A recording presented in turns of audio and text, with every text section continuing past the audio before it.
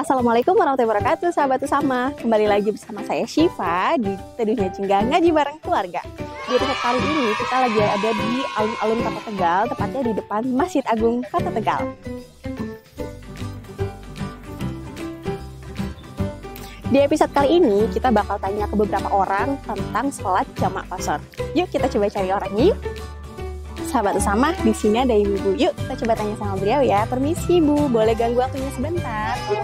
Oke Ibu, saya mau tanya Ibu dengan Ibu siapa? Ibu Fajar. Oke Ibu Fajar, saya mau tanya dong Bu, sholat subuh itu bisa di jamak qashar nggak sih? Nggak bisa, alasannya apa Bu? Waktunya ya. Oke, siap. Terima kasih banyak ya Bu.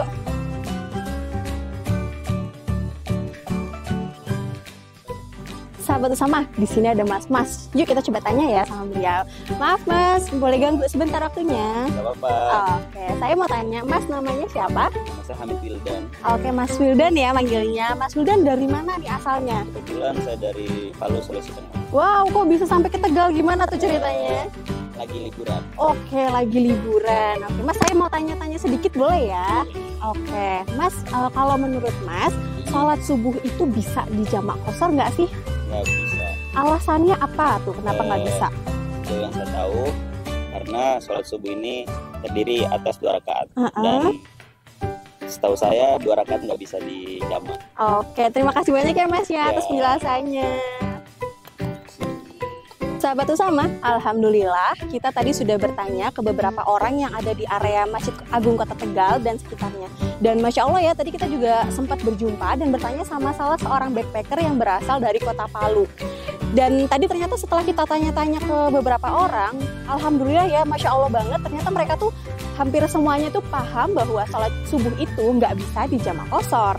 Nah, untuk lebih jelasnya, kita coba dengarkan tausiah dari Ustadz Nurholis tentang fikih sholat jamak qashar. Sebelum itu, kita karena ini episode terakhir dari Jingga di tahun ini, saya Syifa dari SIT Usama mengucapkan taqabbalallahu minna wa minkum minal aizin wal faizin, mohon maaf lahir dan batin. Wassalamualaikum warahmatullahi wabarakatuh. Assalamualaikum warahmatullahi wabarakatuh. Sahabat Usama yang dirahmati Allah Subhanahu wa taala. Alhamdulillah. Alhamdulillahilladzi hadana lihada wa ma kunna linahtadiya laula an hadana Allah.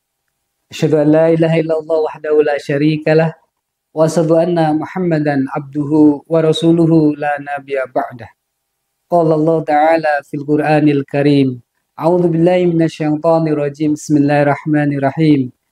Ya ayyuhalladzina amanu ista'inu bis-sabri was-shalah. Innallaha ma'as-sabirin. Alayyasulallahalladzim. Sahabat Usama yang dirahmati Allah Subhanahu wa taala. Alhamdulillah, puji syukur kehadirat Allah Subhanahu wa taala.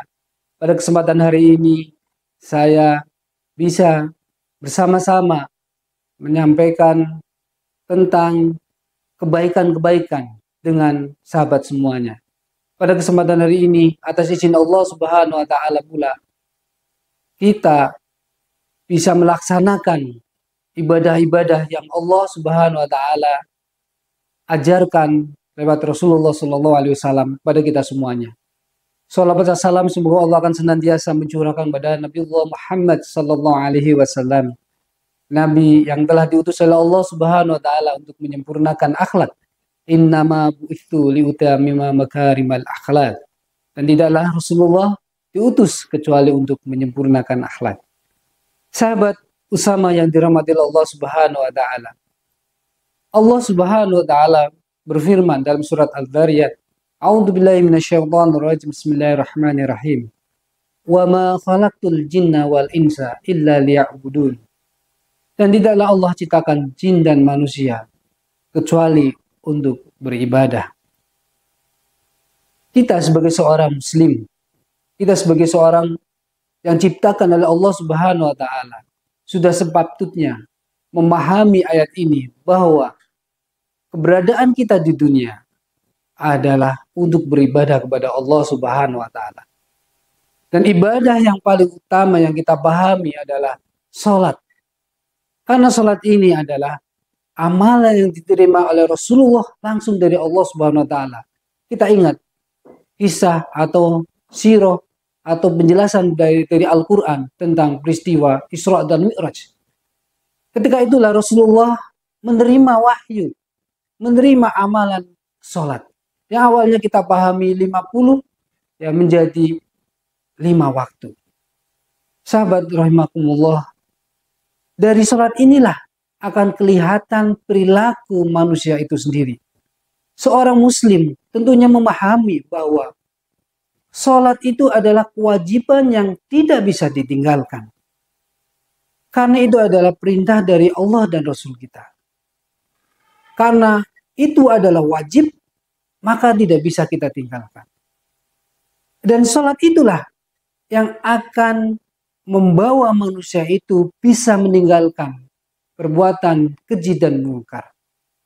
Allah Subhanahu wa taala berfirman dalam surat Al-Ankabut, "Inna sholata tanha 'anil fahsya'i wal munkar."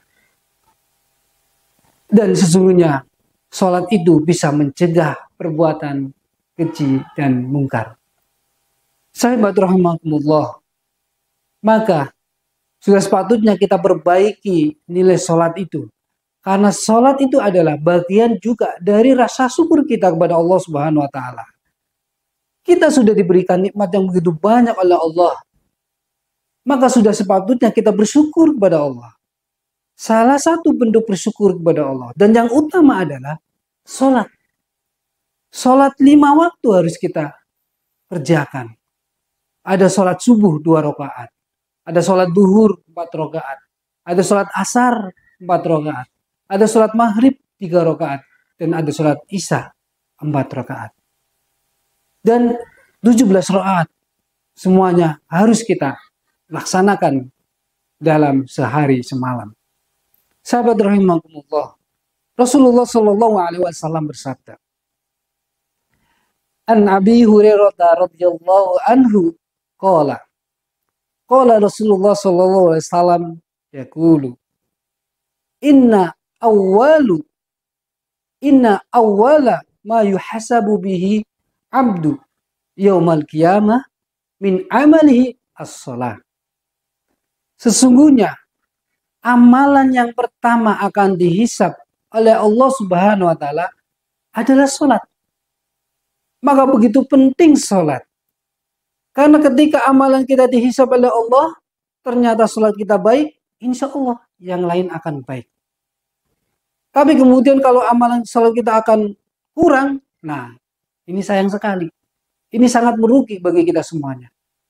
Oleh karenanya, kita harus bisa melaksanakan sholat dengan semampu dan sekuat tenaga kita sampai kita meninggal dunia. Karena saudara sekalian dirahmati Allah, sahabatku sekalian dirahmati Allah, sholat adalah ibadah yang tidak bisa ditinggalkan. Beda dengan ibadah-ibadah yang lain. Mungkin kita tahu ibadah saum atau puasa. Puasa kalau kita pada waktu itu sakit, maka bisa kita alihkan di hari yang lain. Atau zakat, kalau zakat kita memang tidak mampu, maka kita tidak diwajibkan untuk membayar zakat. Begitu juga dengan haji. Haji itu bagi yang mampu. Kalau kita tidak mampu, pun bisa ditinggalkan. Karena kita tidak mampu. Tapi yang namanya sholat, apapun kondisinya, dimanapun kita berada, maka harus dilaksanakan. Kita tahu bahwa dengan sholat yang khusyuk, maka insya Allah kedekatan kita dengan Allah akan semakin luar biasa. Karena pada hakikatnya sholat itu adalah kita bertemu dengan Allah Subhanahu wa taala. Bagaimana orang yang kemudian tidak bisa atau sedang sakit, berdiri tidak mampu untuk sholat, maka ia boleh untuk duduk sholatnya. Ketika duduk pun tidak mampu, maka ia pun boleh dengan berbaring untuk sholatnya. Dan ketika berbaring juga susah, tidak bisa bergerak sama sekali, tapi masih bernafas, maka juga boleh dengan isyarat kedipan mata. Dan itu yang terakhir, kalau udah mati ya sudah, berarti harus disolat, kan begitu. Sahabat rahimakumullah. Dan yang luar biasanya sholat juga apa? Sholat juga bisa kita kerjakan ketika kita sedang bepergian. Ketika kita sedang bepergian, maka ada namanya sholat jamak dan sholat qashar. Ini luar biasa. Dan kita lihat tadi kita dalam iklan tadi ada tayangan tentang beberapa cuplikan. Ternyata banyak di antara saudara-saudara kita, ada di antara saudara kita yang belum tahu tentang sholat jamak atau sholat qashar itu sendiri. Sahabat Usama yang dirahmati Allah Subhanahu wa taala. Sholat qashar itu artinya adalah sholat diringkas. Karena apa? Untuk mempercepat. Contohnya, sholat duhur awalnya 4 rakaat, maka diringkas menjadi 2 rakaat. Sholat asar juga sama, 4 rakaat, maka bisa diringkas menjadi 2 rakaat. Sholat maghrib bagaimana? Nah, kalau maghrib tidak bisa. Kemudian sholat isya juga bisa. Kalau 4 rakaat diringkas menjadi 2 rakaat. Itu namanya qashar. Kalau sholat subuh, subuh sudah 2 rakaat mau diringkas. Mau jadi berapa? Ya kan? Itu tidak bisa diringkas. Sahabat Usama yang dirahmati Allah Subhanahu wa taala. Sementara sholat jamaah adalah mengumpulkan 2 waktu. Sholat duhur di siang hari taruhlah, kemudian asar di sore hari. Maka dijadikan satu, dikumpulkan jadi satu, itu namanya jamaah. Dan juga sholat maghrib dan sholat isya dikumpulkan jadi satu, itu namanya jamak atau dikumpulkan pada waktu, apakah itu waktu maghrib atau waktu isya. Kalau dikumpulkan dalam awal waktu, contoh tadi zuhur dan asar dikerjakan pada waktu zuhur, maka itu namanya jamak tadim. Dan kalau dikumpulkan pada waktu asar, maka itu namanya jamak takhir. Begitu juga di maghrib dan isya. Kalau dikerjakan di waktu maghrib, itu namanya jamak tadim. Dan ketika dikerjakan di waktu isya, itu namanya jamak takhir. Sahabat Usama yang dirahmati Allah. Inilah begitu mudahnya Islam. Begitu luar biasanya Allah Subhanahu wa taala dan Rasulullah memberikan penjelasan kepada kita. Sangat dipermudah dalam beribadah kepada Allah Subhanahu wa taala. Kita bepergian, banyak mungkin waktu-waktu yang susah untuk kita kerjakan, waktu-waktu yang sulit untuk kita kerjakan, tapi ada solusi yang luar biasa, adalah sholat jamak dan qashar. Sahabat rahimakumullah, semoga kita menjadi bagian orang-orang yang senantiasa tunduk patuh kepada Allah dan senantiasa membenari tentang sholat kita, bentuk rasa syukur kita kepada Allah Subhanahu wa taala. Tapi ingat sahabatku, bahwa sholat itu juga ada prasyaratnya. Syarat untuk sholat kita bisa sah apa? Yaitu wudhu kita. Ada sebuah kisah ketika Rasulullah SAW menanyakan salah satu sahabatnya. Sahabat sedang sholat. Setelah selesai sholat, kemudian Rasulullah bertanya kepada sahabat itu, "Hai sahabatku, sholatmu diulang." Karena yang perintah Rasulullah, sahabat itu langsung mengulang sholatnya. Ketika selesai, ketemu Rasulullah, disuruh ulang lagi. Sampai 3 kali. Akhirnya sahabat itu menjadi bingung dan memberanikan diri bertanya kepada Rasulullah, "Ya Rasulullah, apa yang salah dari sholat saya? Apakah ada yang kurang?" Kemudian Rasulullah memberikan penjelasan. "Hai sahabatku, sholatmu sudah betul. Tapi wudhumu yang tidak sempurna." Jamaah rahimakumullah, sahabat Usama yang dirahmati Allah. Maka jangan sekali-kali meremehkan wudhu. Karena wudhu adalah syarat syah untuk sholat itu sendiri. Kalau wudhu kita tidak sempurna, maka tentu sholat kita juga tidak sempurna. Bagaimana kalau kita sholatnya tidak sempurna? Tentu tidak diterima oleh Allah Subhanahu wa ta'ala. Naudzubillah min dzalik. Waktu yang kita lakukan begitu banyak untuk sholat, ternyata tidak diterima. Gara-gara apa? Gara-gara kita tidak menyempurnakan wudhu kita.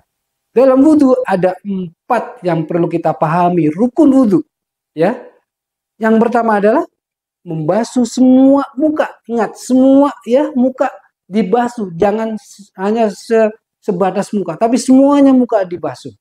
Kemudian apa lagi? Membasuh tangan, ya, mengaliri tangan dari atas sampai ke siku, sampai siku ini. Ya, boleh lebih, usahakan jangan sampai kurang dari siku ini. Kemudian membasuh sebagian kepala, juga jangan sembarangan. Kepala bukan rambut, ingat ya. Kalau rambut, wah nanti bagaimana orang-orang yang tidak punya rambut, kan kasihan. Ya, tapi itu kepala, sebagian kepala. Dan yang terakhir adalah kaki sampai mata kaki. Sempurnakan wudhu kita.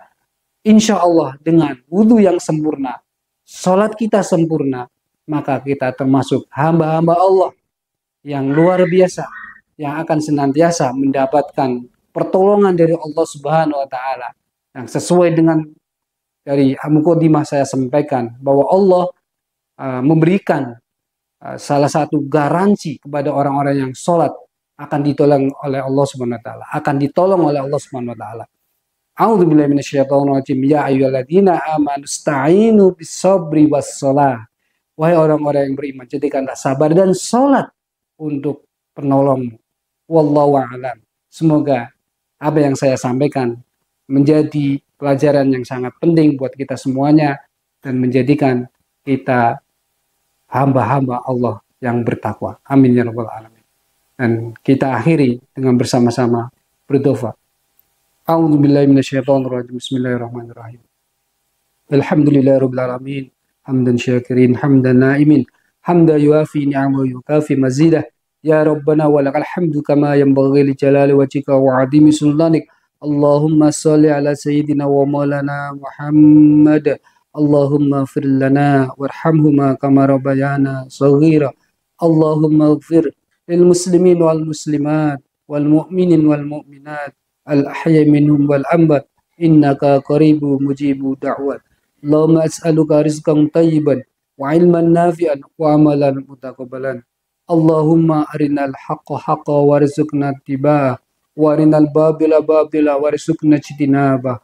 Rabbana dhalamna anfusana wa illam taghfir lana wa tarhamna lanakunanna minal khasirin. Rabbana hab lana min azwajina wa dhurriyyatina qurrata a'yun waj'alna lil muttaqina imama. Rabbana atina fid dunya hasanah wa fil akhirati hasanah wa qina adzabannar. Walhamdulillahi rabbil alamin. Demikian yang dapat kami sampaikan, semoga bisa bermanfaat. Saya akhiri, billahi taufiq wal hidayah. Wassalamualaikum warahmatullahi wabarakatuh.